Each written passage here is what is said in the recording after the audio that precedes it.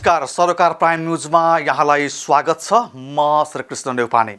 सरोकार प्राइम न्यूजमा आज हामीसँग हुनेछन् सुन तस्करी प्रकरणको छानबिन गर्न उच्च स्तरीय जाँचबुझ आयोग गठन गर्ने सरकारको निर्णय, उच्च अदालतका पूर्व न्यायाधीश दिलीराज आचार्यको संयोजकत्वमा 4 सदस्यीय आयोग गठन, जलहरी प्रकरणमा पशुपति क्षेत्र विकास कोषका तत्कालीन सदस्य सचिव प्रदीप ढकाल र तत्कालीन कोषाध्यक्ष मिलन कुमार थापाले कमसल सुन लगाएर झन्डै 1.5 करोड रुपैयाँ भ्रष्टाचार गरेको अख्तियार दुरुपयोग अनुसन्धान आयोगको ठहर, दुवै विरुद्ध विशेष अदालतमा भ्रष्टाचार मुद्दा दायर। नेकपा माओवादी केन्द्रले आफ्ना अध्यक्ष एवं प्रधानमन्त्री पुष्पकमल दाहालको विदेश भ्रमण निकै फलदायी भएको निष्कर्ष निकाल्यो। पार्टी कार्यालयमा पत्रकार सम्मेलन गर्दै पार्टी प्रवक्ता अग्नि सापकोटाले भने जनताको दुःखमा सरकार सँगै छ। पेट्रोलियम पदार्थको मूल्य वृद्धि फिर्ता लिन लगाएर जनतालाई चाडबाडमा माओवादी सरकारले राहत दिएको जिकिर। मालदिप्समा चीनका निकट मानिने 45 वर्षीय मुइजू 54% मतसहित त्यहाँको राष्ट्रपतिमा निर्वाचित। इन्डिया आउट भन्ने नाराका साथ चुनावी अभियान सुरु गरेका मुइजू निर्वाचित भइसके दक्षिण एसियामा चीनको प्रभाव फैलँदै। तर सुरुमा आजका मुख्य हेडलाइन।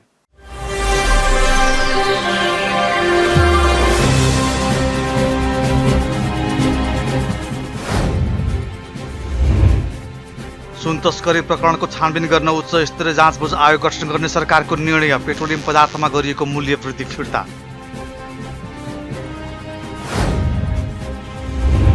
संयुक्त राष्ट्रसङ्घको महासभा र चीन भ्रमण सफल भएको प्रधानमन्त्री प्रचण्डको दाबी, पूर्वाधार निर्माण, व्यापार, लगानी तथा जनस्तरको सम्बन्ध विस्तार भएको उल्लेख। पशुपतिनाथको जलहरी प्रकरणमा भ्रष्टाचार भएको अख्तियारको ठहर, पशुपति क्षेत्र विकास कोषका सदस्य सचिव मिलन कुमार थापा, तत्कालीन सदस्य सचिव प्रदीप ढकाल र स्टोर किपर अरुण कुमार श्रेष्ठ विरुद्ध भ्रष्टाचार मुद्दा दायर।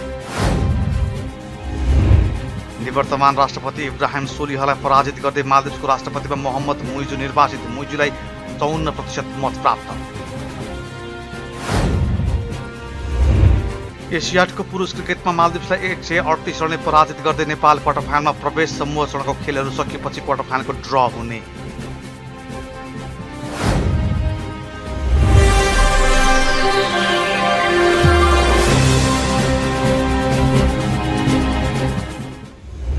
सरकार प्राइम न्यूज अब विस्तारमा। सरकारले सुन तस्करी प्रकरणको छानबिन गर्न उच्च स्तरीय जाँचबुझ आयोग गठन गर्ने निर्णय गरेको छ। सिंहदरबारमा आइतबार बसेको मन्त्री परिषद बैठकले उच्च अदालतका पूर्व न्यायाधीश दिलीराज आचार्यको संयोजकत्वमा 4 सदस्यीय आयोग गठन गर्ने निर्णय गरेको हो। आयोगको सदस्यहरूमा किशोरजङ कार्की, प्रेमराज जोशी र सहकुल थापा रहनु भएको सरकारका प्रवक्ता रेखा शर्माले जानकारी दिनुभयो। आयोगले सुन तस्करीको नियन्त्रण गर्न सुझाव सहितको प्रतिवेदन पेश गर्न आयोग गठन गरिएको उहाँले बताउनुभयो। प्रवक्ता शर्माले सरकारका निकायहरूले गरेको छानबिनलाई पनि आधार मानेर आयोगले काम गर्ने धारणा राख्नुभयो। सुन तस्करीको यो पैठारीको विषयमा जुन एउटा जाँचबुझ आयोगको कुरा थियो, त्यो जाँचबुझ आयोगको विषयमा हामीले आश्विन 5 गतेको बैठकमा एउटा निर्णय गरेका थियौँ र त्यही निर्णयलाई त्यहाँ केही कुराहरूमा केहीमा सहमति गर्नुपर्ने पनि थियो। त्यसको अब जानकारी दिएर प्रधानमन्त्री त्यसको जिम्मेवारी दिएर प्रधानमन्त्री जानुभएको थियो र सहमति खोज्ने क्रममा केही ढिलाइ भएको हुनाले आज बिहान यही विषयमा सबै सहमति भयो र अहिले एउटा जाँचबुझ आयोगलाई एउटा सबै व्यक्तिको नाम टुङ्गिएको थिएन अस्ति, त्यही नाम टुङ्गाउने काम आज क्याबिनेट बैठकले गरेको छ। म त्यही अनुसार हाम्रो जुन एउटा गृह मन्त्रालयको प्रस्तावमा सुनको अवैध पैठारी तस्करीको नियन्त्रण गर्न सुझावसहितको प्रतिवेदन पेश गर्न जाँचबुझ आयोग गठन गर्ने भन्ने हामीले जुन निर्णय थियो, त्यो निर्णय अनुरूप पूर्व न्यायाधीश उच्च अदालतका पूर्व न्यायाधीश दिलीराज आचार्यको संयोजकत्वमा 4 सदस्यीय यो आयोग गठन भएको छ। यसमा हाम्रो किशोरजङ थापा हुनुहुन्छ एकजना, किशोरजङ कार्की हुनुहुन्छ एकजना सदस्य अर्थविज्ञको रूपमा, प्रेमराज जोशी गृहसँग सम्बन्धित हुनुहुन्छ र अर्को सहकुल थापा। 4 सदस्यीय जाँचबुझ आयोग गठन भएको छ र यसलाई टिओआरमा सबै कुरामा सहमति गरेर आवश्यक गरेर उहाँले एउटा नियन्त्रण गर्नको निम्ति व्यवस्थित प्रतिवेदन सरकारलाई सिफारिस गर्नु रहेछ भन्ने सरकारलाई यस्तो भयो। यो त कस्तो हुनुहुन्छ भने अब सरकारका अनुसन्धानसँग सम्बन्धित निकायहरूप्रति अविश्वास पैदा गर्ने गरेर त यो अगाडि बढ्ने कुरा भएन होइन। तर त्यसलाई थप बल मद्दत पुर्याउने गरेर व्यक्ति निकाय यसको प्रवृत्ति ट्रेन्ड सबै कुरा हुने भयो नि त। समग्र नीतिगत कुरा तपाईँले त नीतिगत कुरा पनि हुने भयो र यो घटनासँग सम्बन्धित जस्तै यसमा त सिधै भनिएको छ नि त होइन। अहिले यो जुन ब्रेकसुको कुरा छ, भेपको कुरा छ, त्यो लगायतका सबै सुन तस्करीहरू जुन भएका छन् ती तस्करीको विषयमा आवश्यक छानबिन गरेर जाँचबुझ गरेर प्रतिवेदन पेश गर्ने भन्ने कुरा छ र सिफारिसको कुरा हो। यो जाँचबुझ आयोगले गरेर त्यसअनुसार सरकारले आफ्नो कार्यवाही गरिरहनु आयल निगमको विषय थियो र यसमा चाहिँ प्रधानमन्त्रीज्यूले निर्देशन गरिसक्नु भएको छ। प्रधानमन्त्रीज्यूको निर्देशनमा सम्भवतः अहिले आयल निगमले सूचना सार्वजनिक गर्दै होला र यो मूल्य वृद्धि जुन भएको छ यसलाई तत्काल रोक्ने र यो पहिलेकै साबिकै मूल्यमा मूल्य कायम गर्ने भन्ने पनि प्रधानमन्त्रीले निर्देशन गर्नुभएको छ। र यस विषयमा यो जुन हामीले अटोमेसनमा एउटा मूल्य समायोजन प्रणालीमा जुन आयल निगम गएको थियो तर पनि यो चाडपर्वको मुखमा जनताको जुन एउटा चर्को मूल्य वृद्धिको मार खप्नुपर्ने जुन कुरा छ यसलाई मध्यनजर गरेर प्रधानमन्त्रीले निर्देशन गर्नुभएको छ। प्रवक्ता शर्माले पेट्रोलियम पदार्थको मूल्य साबिकै कायम राख्न आयल निगमलाई प्रधानमन्त्रीले निर्देशन दिनुभएको बताउनुभयो। प्रधानमन्त्री पुष्पकमल दाहाल प्रचण्डले संयुक्त राष्ट्रसङ्घको महासभा र चीन भ्रमण सफल भएको बताउनु भएको छ। आइतबार संयुक्त राष्ट्रसङ्घको महासभा र चीन भ्रमणबारे प्रतिनिधिसभामा जानकारी गराउँदै प्रधानमन्त्री प्रचण्डले राष्ट्रसङ्घको महासभामा नेपालको शान्ति प्रक्रियालाई निष्कर्षमा पुर्याउन र अन्तर्राष्ट्रिय समुदायको सद्भाव हासिल गर्न सफल भएको र चीन भ्रमणले 4 वर्ष लामो नेतृत्व तहबाट एक अर्को मुलुकमा भ्रमण नभएको स्थितिको अन्त्य भएको बताउनु भएको हो। चीनमा रहँदा द्विपक्षीय वार्ताबाट छिमेकीहरूका संवेदनशील विषयहरूमा नेपालले पालना गर्दै आएको नीतिको पुनर्पुष्टि भएको र राजनीतिक तहमा विश्वासको वातावरण बनेको उहाँले बताउनुभयो। उहाँले पूर्वाधार निर्माण, व्यापार, लगानी तथा जनस्तरको सम्बन्ध विस्तारमा सहयोग र सहकार्यलाई तीव्रता दिने मार्ग प्रशस्त भएको समेत जानकारी दिनुभयो। त्यस्तै प्रधानमन्त्री प्रचण्डले संयुक्त राष्ट्रसङ्घ दिगो विकासका लक्ष्यहरूको कार्यान्वयन तथा जलवायु परिवर्तनका प्रभावबारे नेपाल लगायत अति कम विकसित मुलुकहरूका चुनौती र समाधानका लागि विश्व समुदायको ध्यानाकर्षण गराउने विषयमा छलफल मिलेको दावी गर्नुभयो। त्यस्तै प्रधानमन्त्री प्रचण्डले आयल निगमले पेट्रोलियम पदार्थमा गरेको मूल्यवृद्धि आसन्न चाडपर्व र सर्वसाधारणको हितमा ध्यानमा राखी तत्काल फिर्ता लिन निर्देशन गरे बमोजिम निगमले सो मूल्यवृद्धिको निर्णय फिर्ता लिए पुरानै मूल्य कायम गरेको जानकारी गराउनुभयो। उहाँले स्वचालित मूल्य प्रणाली आयल निगमको एकाधिकार र स्वतन्त्रता नभएको पनि बताउनुभयो। सुनको अवैध पैठारी तस्करी नियन्त्रणका लागि सुझाव सहितको प्रतिवेदन पेश गर्न जाँचबुझ आयोग ऐन 2026 को दफा 3 को उपदफा 2 बमोजिम उच्च अदालतका पूर्व न्यायाधीश श्री दिल्लीराज आचार्यको अध्यक्षतामा पूर्व प्रहरी अतिरिक्त महानिरीक्षक श्री सहकुल बहादुर थापा, पूर्व सहसचिव श्री किशोर जङ कार्की र पूर्व सहसचिव श्री प्रेमराज जोशी रहेको जाँचबुझ आयोग गठन गर्ने निर्णय भएको छ। 2.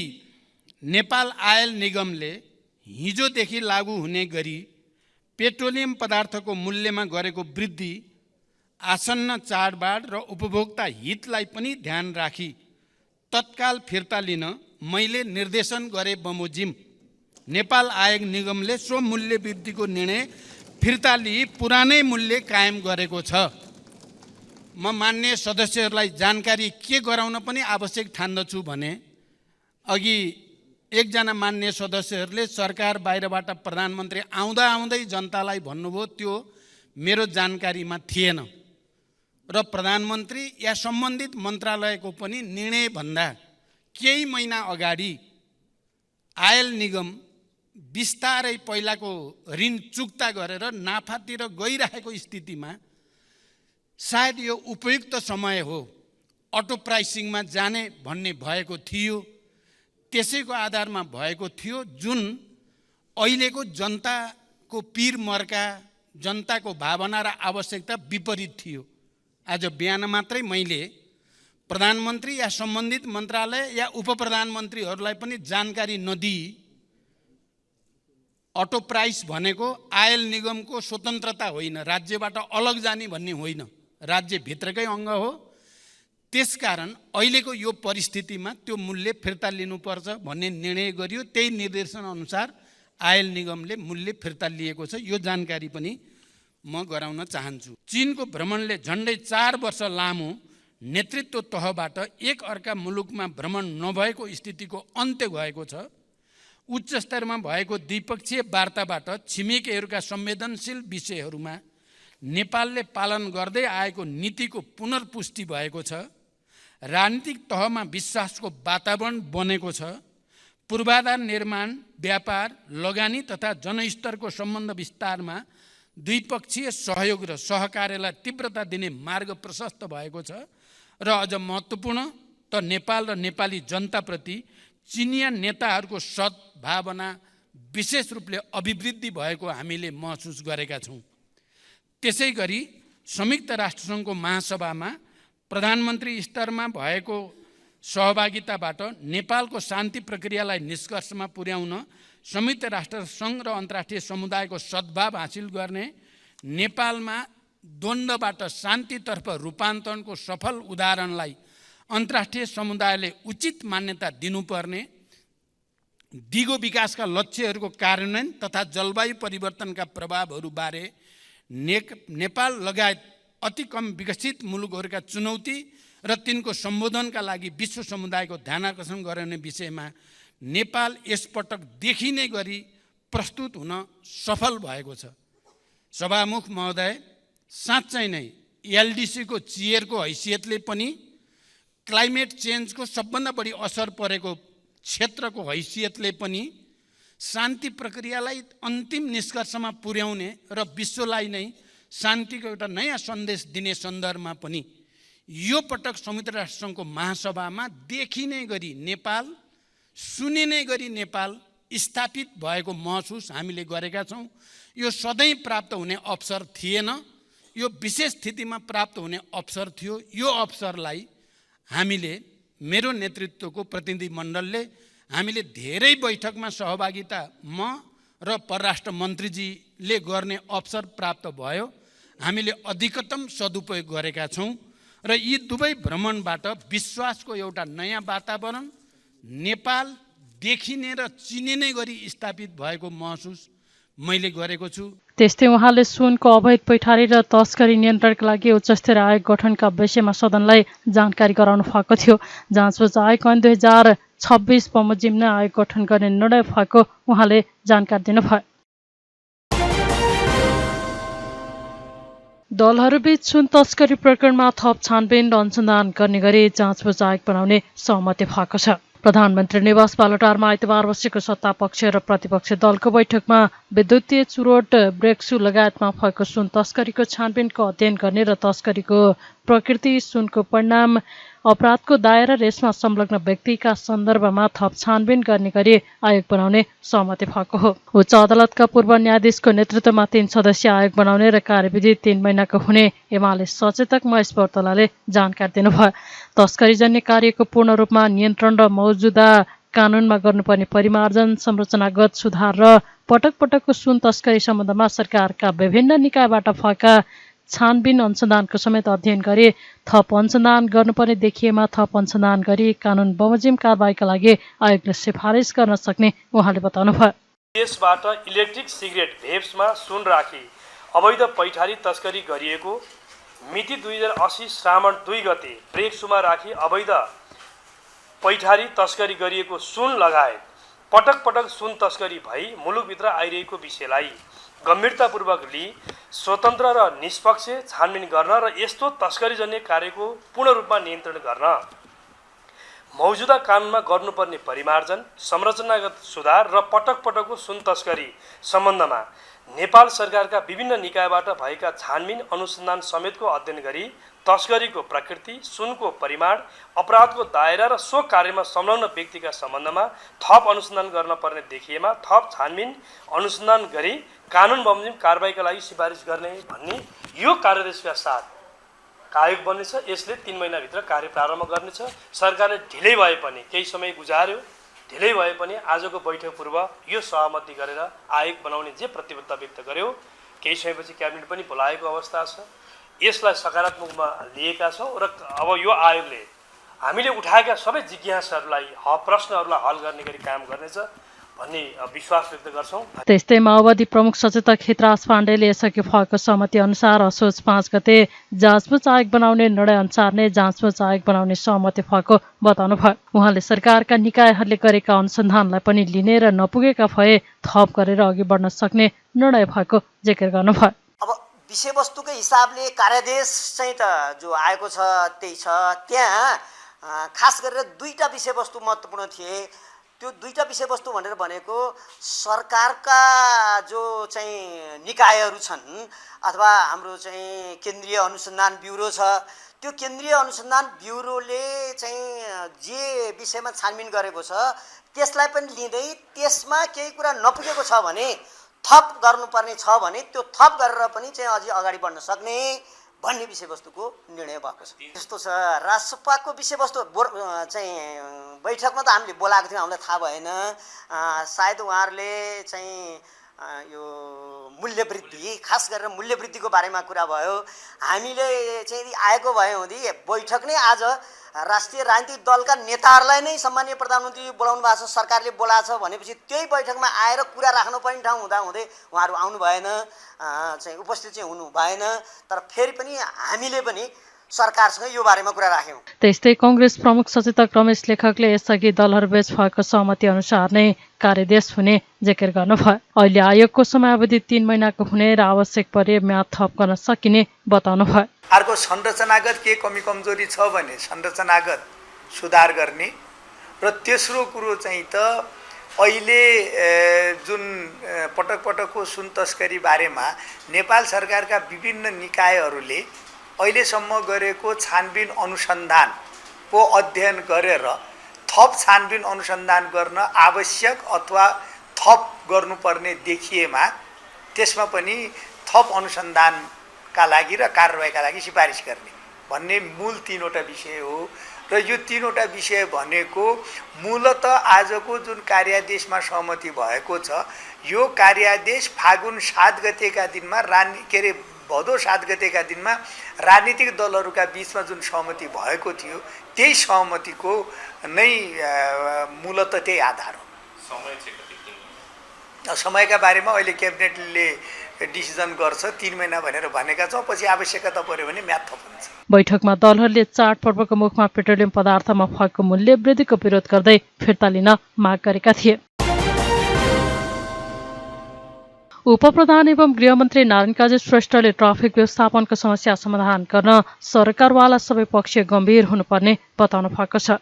आइतबार काठमाडौँमा सडक सुरक्षा तथा ट्राफिक सचेतना सप्ताह उद्घाटन गर्दै श्रेष्ठले ट्राफिक व्यवस्थापनको समस्या समाधान गर्न एउटा निकायले मात्रै नसक्ने भन्दै चालक र अन्य पक्षीय समेत जिम्मेवार हुनुपर्ने बताउनुभयो। ट्राफिक प्रहरी महानगरपालिका यातायात व्यवस्थापिका मिलेर एकीकृत योजना बनाएर नै अघि बढ्नुपर्ने उहाँको भनाइ छ। श्रेष्ठले सार्वजनिक यातायातलाई सहज र सुलभ बनाएर निजी यातायातको प्रयोगलाई न्यूनीकरण गर्न सरकार गम्भीर भएको धारणा राख्नुभयो। सडक सुरक्षाका साथै ट्राफिक व्यवस्थापन गर्न नसके जनताको शान्ति सुरक्षामा समेत प्रश्न उठ्ने भएकाले ट्राफिक व्यवस्थापनको ठूलो महत्त्वपूर्ण रहेको उहाँले बताउनुभयो। त्यस्तै उहाँले सडक सुरक्षालाई प्रभावकारी बनाउनका लागि सचेतना पनि उत्तिकै महत्त्वपूर्ण रहेको जिकिर गर्नुभयो।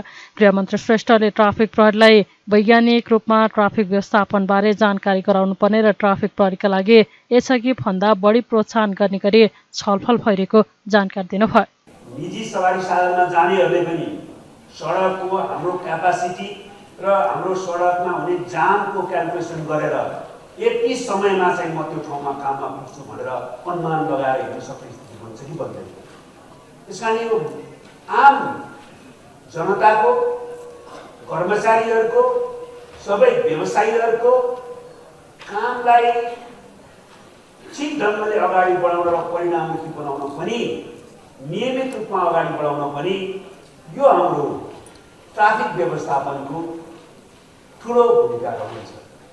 हाम्रो अहिले त्यसमा पनि केही न केही समस्याहरू छन्।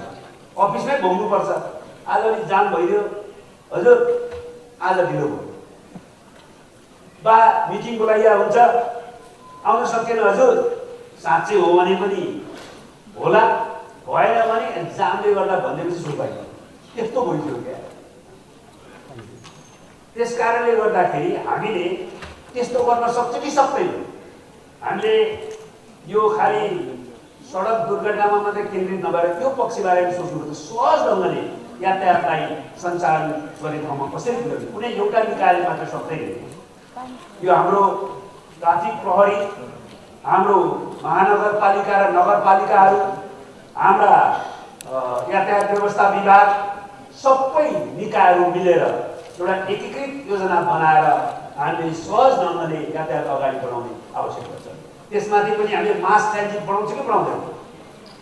मास चाहिँ यातायात साधनहरू नबनाउने र हामीले जतिसुकै गरे पनि यो प्राइभेट निजी सवारी साधनहरू चलाउनु पर्ने बाध्यात्मक स्थिति सिर्जना गर्छौँ भने जस्तो सुकै सडकको क्यापेसिटी भए पनि यो धाननुसारी गर्न सक्छ। त्यस कारण यो बारेमा पनि सरकारको ध्यान गएको छ। हामी मास ट्रान्जिटलाई व्यवस्थापन गर्न पनि लागिरहेका छौँ। महानगरपालिका लगायत यातायात व्यवस्था विभाग लगायत अरूसँग पनि मिलेर यसबारेमा कसरी हामीले समाधान गर्ने भनेर पनि लागिराखेका छौँ। भने अर्कोतिर सडक सुरक्षा त एउटा कुरा हो, यो हामीले ट्राफिक व्यवस्थापन ठिक ढङ्गले गर्न सकेनौँ भनेदेखि आम जनताको शान्ति सुव्यवस्था र सुरक्षा पनि असर पर्न सक्छ। त्यस कारणले गर्दाखेरि हामीले यो कोणबाट पनि ट्राफिक व्यवस्थापनलाई हेर्न जरुरी छ। यस कारणले गर्दाखेरि यसको धेरै ठुलो महत्त्व छ। दुर्घटनाबाट ज्यान जाने वा अपाङ्ग हुने, घायल हुने, आफू व्यक्ति मात्रै होइन सिङ्गो परिवारको आर्थिक अवस्था चौपट हुने, रोजगारीको अवस्थाहरू चाहिँ घुम्ने र परिवारको जीवनै बर्बाद हुने स्थिति पनि हुन सक्छ। त्यस कारण त्यो त धेरै महत्त्वपूर्ण छ नै। त्यस अतिरिक्त हामीले यो पक्षहरूमा पनि ध्यान दिन जरुरी छ। त्यसले ट्राफिक सप्ताहको यो प्रारम्भ दिनले हामीमा त्यो चेतना जागृत गर्छ। अब हाम्रो चेतनाको स्तर भन्यो भने हेलमेट लाउनुपर्छ भनेर चाहिँ हाम्रो ट्राफिक प्रहरीले भन्यो भने मानियो कि ट्राफिक प्रहरीकै लाग्यो भनेर गाडी गर्यो। हेलमेट लाउनुपर्छ भनेर अलि बढी अर्को केही नियम बनाउनु खोज्यो भने ल भ्रष्टाचार गर्नलाई, घुस खानलाई, हेलमेट किन्नलाई भन्न थाल्यो। यस्तो चेतना छ। अनि गाडीमा चाहिँ बेल्ट लाउनु पर्ने, त्यो बेल्टको चाहिँ चुई चाहिँ त्यो बेल्ट नलागेको आवाज आएन भनेदेखि सबै दिगदार लाग्ने, बेल्ट लाउनु नपरेको हुन्थ्यो भनेर। भने हाम्रो चेतनाको स्तर त्यहाँ छ। त्यसैले हामीले ट्राफिक लाइटको म्यानेजमेन्टदेखि नयाँ ढङ्गले अलिकति सोच्नुपर्छ। होइन हाम्रो ट्राफिक प्रहरीलाई मात्रै खटाएर पनि हुँदैन, उनीहरूलाई साइन्टिफिकली यो ट्राफिक म्यानेजमेन्टको स्थितिमा हामीले वैज्ञानिक प्रविधिको प्रयोग पनि गर्नुपर्नेछ। हाम्रो ट्राफिक प्रहरीले जसरी खटेको छ, जुन प्रतिकूलताको बिचमा खटेको छ, यी सबै ट्राफिक प्रहरी साथीहरूलाई हार्दिक आभार र धन्यवाद पनि दिन चाहन्छु।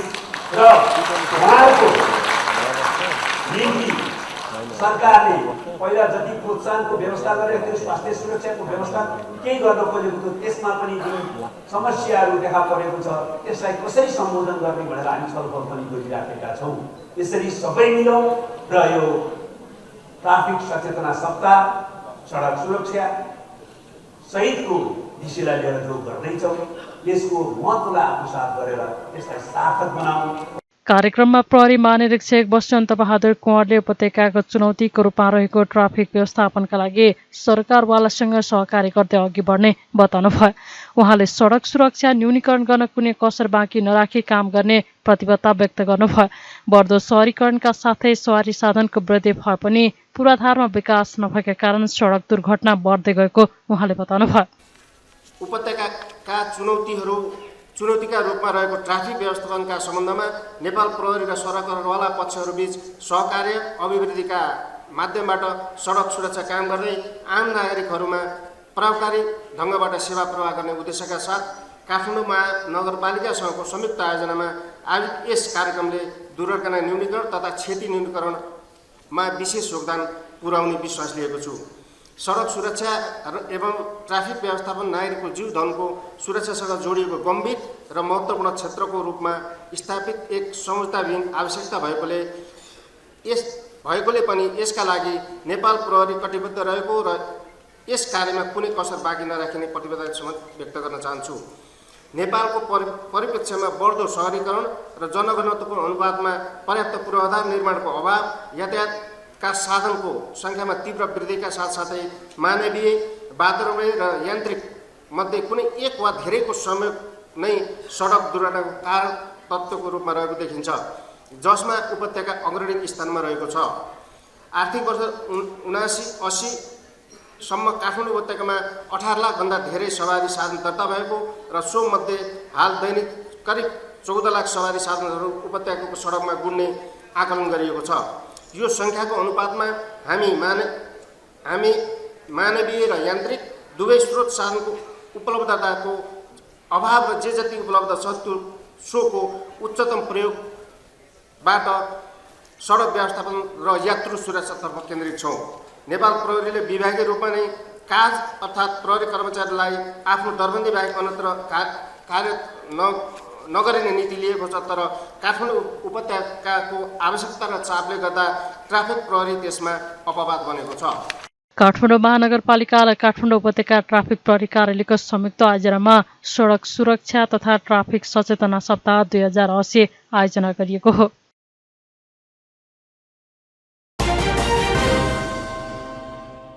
नेकपा माओवादी केन्द्रले आगामी निर्वाचनमा एक्लै चुनाव गर्ने गरी तयारी गरिरहेको जनाएको छ। आइतबार पार्टी कार्यालयमा आयोजित पत्रकार सम्मेलनमा माओवादी प्रवक्ता अग्नि सापकोटाले आगामी निर्वाचनमा माओवादीले कसैसँग गठबन्धन नगरी एक्लै चुनाव लड्ने गरी 3 महिने अभियान सञ्चालन गरिरहेको बताउनु भएको हो।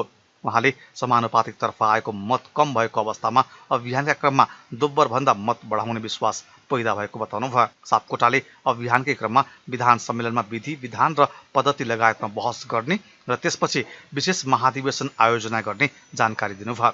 माओवादीको सुदृढीकरण अभियान पनि सफल हुँदै गएको भन्दै उहाँले पार्टीमा पनि आकर्षण बढेको जिकिर गर्नुभयो। सापकोटाले माओवादी नेतृत्वको सरकारमा मुलुक देखिएका समस्या समाधान गर्दै अघि बढेको बताउनु भयो। सरकारले मुलुक र जनतालाई केन्द्रमा राखेर काम गरिरहेको उहाँको भनाइ छ।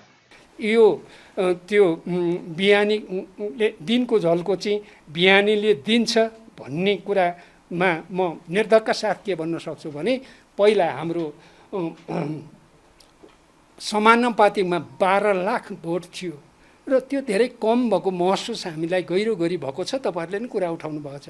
दोब्बरभन्दा बढाउन सकिन्छ भन्ने विश्वास जागेको छ। नम्बर 1 पहिल्यै मैले तपाईँहरूलाई भनिसकेको छु, फेरि पुरै दृढताका साथ हामी त्यो कुरालाई चाहिँ अगाडि बढाउँछौँ र दृढताका साथ तपाईँहरूलाई के भन्न चाहन्छु भने हामी अब आउने निर्वाचनमा एक्लै प्रतिस्पर्धा गर्नेछौँ। एक्लै प्रतिस्पर्धा गर्दाखेरि र हामीलाई विगतमा के भयो भने त हाम्रो जनताहरूले पनि हामीलाई चाहिँ भनिरहेका छन् माओवादीको पहिचान के हो, माओवादी त अरूभन्दा भिन्न हो भनेर सोचेको हो, भिन्न भन्ने कुरा के हो भन्ने कुरा चाहिँ हामीले हाम्रो विचार, हाम्रो राजनीतिक कार्यदिशा, हाम्रो दृष्टिकोण, हाम्रो नीति योजना कार्यक्रम चाहिँ हामी छुट्टै प्रस्तुत गर्दै अगाडि जानेछौँ र त्यसलाई संश्लेषण पहिलो चरणमा हामी के गर्नेछौँ त भन्दाखेरि त्यसको संश्लेषण विधि प्रक्रियाको मापदण्ड र त्यसको पद्धति प्रक्रियाको सुनिश्चित गर्नेछौँ विधान सम्मेलन गरेर। विधान सम्मेलनसम्म हामी बहसको माध्यमबाट अगाडि जान्छौँ। बहसको माध्यमबाट विधान सम्मेलन अगाडि बढेपछि स्वाभाविक रूपमा त्यहाँ विचारको पनि बहस हुन्छ। विचार र विधि एकअर्कासित असाध्य घनिष्ठ रूपमा जोडिएका छन्। त्यति मात्रै हुँदैन, बढी चाहिँ हाम्रो केन्द्रित त्यो विधान सम्मेलन भएको हुनाले विधानमै केन्द्रित हुन्छ, विधिमै केन्द्रित हुन्छ, पद्धतिमै केन्द्रित हुन्छ, प्रक्रियामै केन्द्रित हुन्छ। हामी फेरि बहस चाहिँ समग्र विषयमै गर्छौँ र त्यो विधान सम्मेलन सम्पन्न गरिसकेपछि हामी फेरि विशेष महाधिवेशन गर्छौँ। विशेष महाधिवेशन गरिसकेपछि हामी बहसबाट बहसलाई महान बहसमा चाहिँ अगाडि बढाउँछौँ। प्रिय पत्रकार मित्रहरू, मलाई गहिरो लागेको कुरा तपाईँहरूले नै विचार गर्नुभएको होला। दर्शनमा, विचारमा, सिद्धान्तमा अहिले मान्छेका रुचिहरू कम छन्। हो, यो धरतीका महामानवहरू विचारको निर्माणका लागि, विश्व दृष्टिकोणको निर्माण गर्नका लागि अहोरात्र खटिरहेका छन्, तर त्यो कुरा जनस्तरसम्म आएको छैन। विद्वानहरूमा, बुद्धिजीवीहरूमा पनि अलिकति चाहिँ अलमल भएकै हो कि जस्तो तपाईँहरूले पनि बुझ्नुभएको होला। अहिले नेपालभित्रै पनि मैले अनुभूत गर्दाखेरि अलिकति अलमल भएको हो कि जस्तो लाग्छ। त्यो अलमलमा पनि ती बुद्धिजीवीहरू, ती विद्वानहरूलाई म दोष दिन्न, किनभने राजनीतिक पार्टीले नै चाहिँ दिशानिर्देश गर्नुपर्ने हो। र एउटा नेतृत्वदायी भूमिका खेल्नुपर्ने हो। त्यो कमी भएको महसुस भएको छ र मलाई के लाग्छ त भन्दाखेरि हामी यो अभियान को समापन गर्दा नगर्दै विधान सम्मेलन गर्छौँ। विधान सम्मेलन सम्पन्न गरिसकेपछि निश्चित तयारीका लागि अवधि त चाहिन्छ नै। त्यो समय आवश्यक समयपछि फेरि हामी विशेष महाधिवेशन गर्नेछौँ। प्रधानमन्त्रीको हैसियतले पनि 3 पल्ट नै भ्रमण भइसकेको छ। 3 पल्ट महामहिम राष्ट्रपति सी जिनपिङसित भेट भएको छ र अरू 2 पटक चाहिँ पार्टी अध्यक्षको रूपमा पनि भेट भइसकेको छ। त्यसकारण उहाँको त्यो अन्य सम्बन्धका अतिरिक्त भावनात्मक सम्बन्धले पनि निकै महत्त्वपूर्ण भूमिका खेल्यो। जब महामहिम राष्ट्रपति सी जिनपिङ र चाहिँ हाम्रो सम्माननीय प्रधानमन्त्रीज्यूका बिचमा कुराकानी भयो, 1-to-1 कुरा पनि भयो, समूहमा कुरा पनि भयो। त्यो कुरा भइसकेपछि जे संशयहरू, जे प्रश्नहरू थिए, ती प्रश्नहरू निवारण भएको छ र नयाँ स्तरमा सम्बन्धले अब सम्बन्ध सुदृढ हुने दिशातिर गइरहेको छ। सरकार चाहिँ सकेसम्म कस्तो ढङ्गले अगाडि बढेको छ भने तपाईँहरूले देखिराख्नु भएको छ। अहिले आन्दोलनहरू पनि भइरहेका छन्। त्यसका साथसाथै ती आन्दोलनलाई सरकारले चाहिँ धेरै गम्भीरतापूर्वक सम्बोधन पनि गरिरहेको छ। भर्खरैको कुरा गर्दाखेरि यो शिक्षक आन्दोलनको पनि एउटा पहिला भयो, दोस्रो फेरि केहीको छुट्यो, दोस्रोको पनि चाहिँ सम्बोधन भयो, चिकित्सकहरूको पनि चाहिँ अलिक गम्भीर भएको थियो। त्यसमा पनि सरकार संवेदनशील भएको छ र त्यसका साथसाथै आजैको मात्रै ताजा निर्णय म तपाईँहरूलाई के सुनाउन चाहन्छु भने यो चाडबाडको बेलामा होइन सम्माननीय प्रधानमन्त्रीज्यू भ्रमणमा हुनुहुन्थ्यो। यहाँ चाहिँ आय निगमले चाहिँ मूल्य वृद्धि गर्यो। त्यो मूल्य वृद्धि चाहिँ अहिले चाहिँ नगर्ने, फिर्ता दिने भन्ने उहाँले चाहिँ बडो प्रष्ट चाहिँ निर्देशन दिनुभएको छ। प्रवक्ता सापकोटाले प्रधानमन्त्रीको चीन भ्रमणपछि नयाँ स्तरमा सम्बन्ध अघि बढेको जिकिर गर्नुभयो। विद्यालय शिक्षा सम्बन्धी कानुनलाई संशोधन र एकीकरण गर्न बनेको विधेयक 2080 प्रतिनिधि सभामा पेश भएको छ। आइतबार बसेको प्रतिनिधि सभा बैठकमा शिक्षा विज्ञान तथा प्रविधि मन्त्री अशोक कुमार राईले उक्त विधेयक प्रस्तुत गर्नुभएको हो। सो क्रममा मन्त्री राईले विधेयक दर्ता भइसकेपछि सरकारवालाले गरेका आन्दोलन र भएका सहमतिलाई संशोधनको प्रक्रियाबाट सम्बोधन गराउन पहल गर्ने बताउनुभयो। मौलिक हकको कार्यान्वयन 3 तहका सरकार बीचको शिक्षा सञ्चालनको कार्यक्षेत्र र व्यवस्थापनका लागि विधेयक ल्याइएको उहाँले बताउनुभयो। प्रत्येक नागरिकलाई आधारभूत शिक्षामा पहुँचको हक तथा प्रत्येक नागरिकलाई राज्यबाट आधारभूत तहको शिक्षा अनिवार्य र निःशुल्क तथा माध्यमिक तहको शिक्षा निःशुल्क पाउने हक हुने व्यवस्था नेपालको संविधानको धारा 31 मा गरिएको छ। संविधानको धारा 51 मा राज्यका नीतिहरू अन्तर्गत खण्ड ज मा शिक्षालाई वैज्ञानिक, प्राविधिक, व्यावसायिक, सिपमूलक, रोजगारमूलक एवं जनमुखी बनाउँदै सक्षम, प्रतिस्पर्धी, नैतिक एवं राष्ट्रिय हितप्रति समर्पित जनशक्ति तयार गर्ने, शिक्षा क्षेत्रमा राज्यको लगानी अभिवृद्धि गर्ने सहितका व्यवस्थाहरू रहेका छन्। उक्त नीतिको कार्यान्वयन कानुनी व्यवस्था बमोजिम हुने हुनाले संविधानको धारा 56 मा भएको राज्यको संरचना, धारा 57 मा भएको राज्य शक्तिको बाँडफाँड तथा संविधानको अनुसूची 8 र 9 मा भएका स्थानीय तहको अधिकार एवं सङ्घ, प्रदेश र स्थानीय तहको अधिकारको साझा सूचीमा भएका व्यवस्थालाई कार्यान्वयन गरी अधिकारमा आधारित शिक्षाको प्रबन्धका साथै मुलुकको समग्र विकासका लागि नैतिक मूल्य र मान्यता सहितको सबल र सक्षम जनशक्ति विकास गर्न आवश्यक भएको छ। यसका लागि नेपालको शासकीय मूल संरचना अनुकूल हुने गरी विद्यालय शिक्षा सम्बन्धी कानुनलाई संशोधन र एकीकरण गर्न छुट्टै ऐन आवश्यक भएको छ। विद्यालय शिक्षाको राष्ट्रिय मानक तथा मापदण्ड निर्धारण गर्न तथा विद्यालय शिक्षाका मूलभूत विषयमा समता, एकरूपता र गुणस्तर कायम गरी विद्यालयको स्थापना र सञ्चालन सम्बन्धी विषयलाई व्यवस्थित गर्न विद्यालय शिक्षासँग सम्बन्धित प्रचलित कानुनलाई संशोधन र एकीकरण गर्नु परेको छ।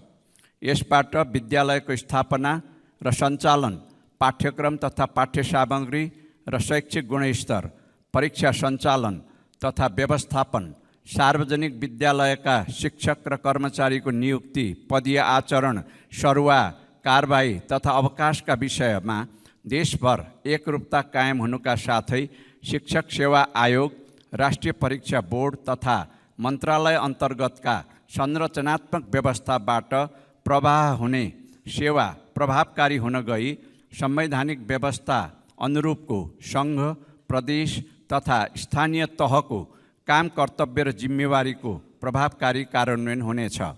उल्लिखित प्रावधानहरूका माध्यमबाट मुलुकका कर्णधारको रूपमा रहेका बालबालिकाको शिक्षा सम्बन्धी हकको संरक्षण र प्रत्याभूति हुने गरी मुलुकको विद्यालय शिक्षाको व्यवस्थापन गर्नुपर्ने भएकोले प्रस्तुत विद्यालय शिक्षा सम्बन्धी कानुनलाई संशोधन र एकीकरण गर्न बनेको विधेयक सङ्घीय संसद प्रतिनिधि सभामा प्रस्तुत गर्दछु। धन्यवाद। त्यसअघि नेपाल मजदुर किसान पार्टीका प्रेम सुवालले विधेयकमाथि प्रस्तुत गर्नुभएको विरोधको सूचना बहुमतले अस्वीकृत भएको थियो। उक्त विधेयक गत भदौ 27 गते प्रतिनिधि सभामा दर्ता भएको थियो। राष्ट्रिय स्वतन्त्र पार्टीका सभापति रवि लामिछानेले संविधान दिवसका अवसरमा अपराधीलाई उन्मुक्ति दिएको भन्दै आपत्ति जनाउनु भएको छ। आइतबार बसेको प्रतिनिधि सभा बैठकमा लामिछानेले संविधान दिवसलाई मौका छोपेर सरकारको सिफारिसमा राष्ट्रपतिद्वारा माफी दिएको भन्दै आपत्ति जनाउनु भएको हो। जघन्य अपराध गर्ने मानिसलाई दिउँसो हत्या गर्ने र आजीवन सजाय पाएको मान्छेलाई जनताले खुसियाली मनाउने दिनमा उन्मुक्ति दिने प्रणाली सदाका लागि बन्द गर्न उहाँले माग गर्नुभयो। त्यस्तै लामिछानेले सधैँ खाटामा जाने आयल निगमले कर्मचारीलाई बोनस बाँड्ने गरेको भन्दै निगमप्रति प्रश्न उठाउनु भयो। सामान्य सभामुख महोदय, सबभन्दा पहिला सामान्य प्रधानमन्त्रीज्यू चाइना भ्रमणबाट मुड फ्रेस गरेर आउनुभएको रहेछ। तर आउँदै जनताको मुड अफ गरिदिनु भयो मूल्य वृद्धि गरेर। तर फेरि मुड फ्रेस गराउने काम फिर्ता लिएर गर्नुभएको छ। म पहिला उहाँलाई धन्यवाद दिन चाहन्छु। तर एउटा कुरा चाहिँ यहाँ मैले जोड्नै पर्ने के हुन्छ भने आयल निगमका विषयमा जोड्नै पर्ने हुन्छ। धन्यवाद दिइवरी यो आयल निगम व्यापार पनि आफै गर्छ, आयात पनि आफै गर्छ, नियामक निकाय पनि उही हो, सबै कुरा आफै गर्छ र भन्छ सधैँ घाटामा छु भन्छ। कर्मचारीलाई बोनस बाँड्न पनि भ्याउँछ, तर सधैँ यो घाटामा रहन्छ। यो घाटा के हो? सधैँ यो देशले यो घाटा सहिरहनु पर्ने कुराको चाहिँ निर्क्युल होस् अनि अटोमेटिक सिस्टममा अन्तर्राष्ट्रिय बजारमा बढेको मूल्यका कारणले आफै भएको हो भन्ने हो भने घटेका बेलामा यसले मूल्य किन घटाउँदैन, 2 दिन 3 दिन किन लगाउँछ? यो कुरामा गम्भीर ध्यानाकर्षण म आज गराउन चाहन्छु। र अर्को महत्त्वपूर्ण कुरा, संविधान दिवसका दिनमा सम्माननीय राष्ट्रपतिज्यूले भोजको आयोजना गर्नुभएको थियो। त्यो भोज कार्यक्रममा म सरिक हुन पाइनँ, तर संयोगले त्यही दिन म रोल्पाको एक परिवारमा गएँ। त्यहाँ बसेर जनताले बनाएको ढिँडो खान पाएँ। मलाई लागेको थियो त्यो संविधान दिवसको भोज थियो, त्यो खुसी थियो संविधान दिवसको उपलक्ष्यमा। तर त्यो भोज त संविधान पाएको खुसियालीको भोज होइन रहेछ। दिन दहाडै सडकमा मान्छे काट्नेलाई उन्मुक्ति दिएको पार्टी रहेछ। म खुसी छु त्यो पार्टीमा त्यो जुठो खान परेन। नेपाली जनताले लडेर ल्याएको लोकतन्त्रमा संविधान जसलाई लिएर यो देशले आशा गरेको छ, भरोसा गरेको छ, त्यति धेरै हामीले लगानी गरेर बनाएको संविधान दिवसको अवसर पारेर यसमा मौका छोपेर जुन काम सरकारको सिफारिसमा सम्माननीय राष्ट्रपतिबाट हुन गयो, राष्ट्रिय स्वतन्त्र पार्टी त्यसको घोर विरोध गर्न चाहन्छ र यो लोकतन्त्र, संविधान यी विषयहरूमा टेकेर यस्ता जघन्य अपराध गर्ने मानिसहरूलाई, दिउँसै मानिसलाई हत्या गर्ने र आजीवन सजाय पाएको मान्छेलाई यस्ता अवसरहरूमा, जनताले खुसी मान्नुपर्ने अवसरहरूमा उन्मुक्ति दिने प्रणालीलाई बन्द गर्नको निमित्त म जोरदार माग गर्न चाहन्छु। धन्यवाद सभामुख महोदय। उहाँले अन्तर्राष्ट्रिय बजार अनुसार मूल्य वृद्धि भएका बेला बढाउने तर मूल्य घटेका बेला पेट्रोलियम पदार्थको भाव नघटाउने गरेको भन्दै आपत्ति जनाउनु भयो। विश्व बसोबास दिवस यस वर्ष समृद्धि एवं पुनर्लाभयुक्त सहर उतानशील अर्थतन्त्रको आधार भन्ने नाराका साथ मनाइने भएको छ। शहरी विकास तथा भवन निर्माण विभागले आइतबार काठमाडौँमा पत्रकार सम्मेलन गर्दै असोज 15 गते विभिन्न कार्यक्रमका आयोजना गर्दै विश्व बसोबास दिवस मनाउने जानकारी दिएको हो। हरेक वर्ष अक्टोबर महिनाको पहिलो सोमबार विश्व बसोबास दिवस मनाउने गरिन्छ। दिवसका अवसरमा सोमबार विभाग र UN ह्याबिटसको संयुक्त आयोजनामा कार्यशाला गोष्ठीको आयोजना गरिएको विश्व बसोबास दिवस मूल तयारी समितिका संयोजक सहसचिव दिलीप भण्डारीले जानकारी दिनुभयो। उहाँले अहिलेको परिस्थितिमा सहरहरूलाई आर्थिक अवसरको केन्द्रको रूपमा विकास गरी आत्मनिर्भर सहरी विकासमा जोड दिन जरुरी रहेको बताउनुभयो।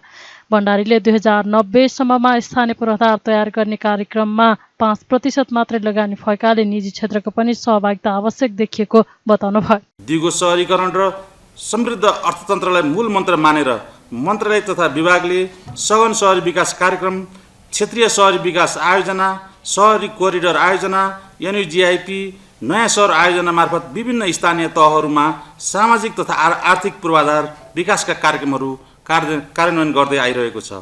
यसले देशको समग्र आर्थिक र सामाजिक विकासमा महत्त्वपूर्ण टेवा पुगेको छ। त्यस्तै प्रस्तावित सहरी नीति 2079 ले सुन्दर, जीवन्त, समावेशी र समृद्ध सहरको दूरदृष्टि तय गरेको छ।